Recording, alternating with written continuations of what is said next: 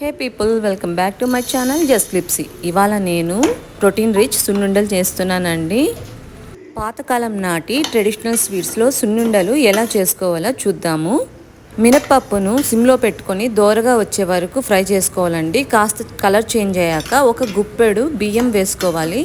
ఇలా బియ్యం వేయడం వల్ల మనం సున్నుండలు తినేప్పుడు నోటికి అంటుకోకుండా ఉంటాయండి, బాగుంటుంది.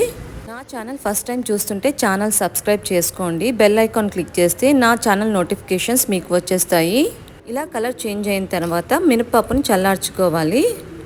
1 కప్పు మినపప్పుకి 1/2 కప్ షుగర్, 4 ఇలాచీ వేసి మెత్తగా పౌడర్ చేసుకోవాలండి. ఇలా బాగా చల్లారిన మినపప్పును మిక్సీ జార్లో వేసుకొని గ్రైండ్ చేసుకోవాలి. ఫైన్ పౌడర్గా అయితే గ్రైండ్ చేసుకోవాలి. సున్నుండలు బెల్లంతో చేసుకుంటే ఆరోగ్యానికి చాలా మంచిదండి. మీలో సున్నుండలు ఎవరికి ఇష్టమో కామెంట్ బాక్స్లో అయితే కామెంట్ చేయండి. ఇలా పౌడర్ చేసిన మినపప్పును, పౌడర్ చేసి పెట్టుకున్న షుగర్ను మిక్స్ చేసుకోవాలి.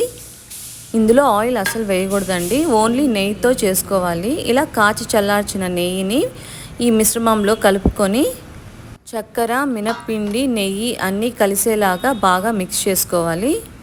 సున్నుండలు ఆరోగ్యానికి చాలా మంచివండి. బెల్లంతో చేసుకుంటే షుగర్ ఉన్న వాళ్ళు కూడా తినొచ్చు. ఇలా ఈ మిశ్రమాన్ని అంతా బాగా మిక్స్ చేసిన తర్వాత మనము రౌండ్గా బాల్స్లా చేసుకోవాలి. ఇలా చేసుకుంటే సున్నుండలు అయితే రెడీ. పిల్లలకి కూడా చాలా హెల్దీ స్నాక్ అండి.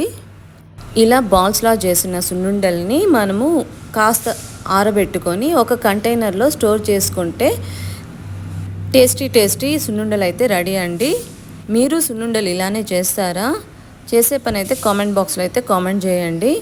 ఇలాంటి మరెన్నో వీడియోస్ కోసం నా ఛానల్ అయితే సబ్స్క్రైబ్ చేయండి. లైక్ చేసి కామెంట్ చేయండి. వీడియో ఫుల్గా చూడటం వల్ల మన వీడియో అయితే ఇంకా చాలామందికి రీచ్ అవుతుంది. Subscribe, like, share and comment. Bye.